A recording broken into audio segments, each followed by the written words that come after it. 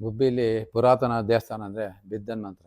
ಇಲ್ಲಿ ಈ ಆಂಜನೇಯ ಉದ್ದಕ್ಕೆ ಬೆಳೀತಾ ಇದೆ ಸ್ಟ್ರೈಟಾಗಿ. ಮೇಲೆ ಕಲ್ಲ, ಮೇಲೆ ಟಾಪ್ ಇಲ್ಲ. ಬಿಸಲೇ ಒಣಬೇಕು, ಮಳೆಯಲ್ಲೇ ನೆನೆಬೇಕು ಅಂತ ಒಂದು ಪ್ರೇದ ಐತಿ.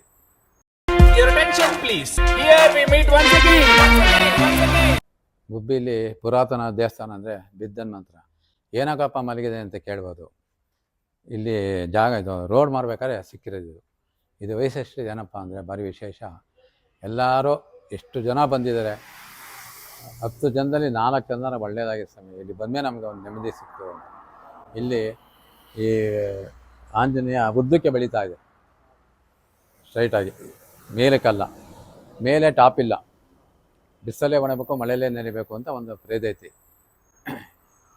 ಹೀಗಾಗಿ ಇಲ್ಲಿ ಪ್ರತಿನಿತ್ಯ ಪೂಜೆ, ಪೌರ್ಣಮಿ ಪೂಜೆ, ಅಮಾವಾಸ್ಯೆ ಪೂಜೆ, ಯಾರು ಬಂದು ಇಲ್ಲಿ ಬಂದು ಕೇಳ್ಕೊಂಡು ಅವ್ನು ತಥಾಸ್ತು ಅಂತಾನೆ ಅಂತ ನಂದು ನಂಬಿಕೆ. ಒಂದು ಎಷ್ಟೊತ್ತಂಗೆ ಆಗಿದೆ.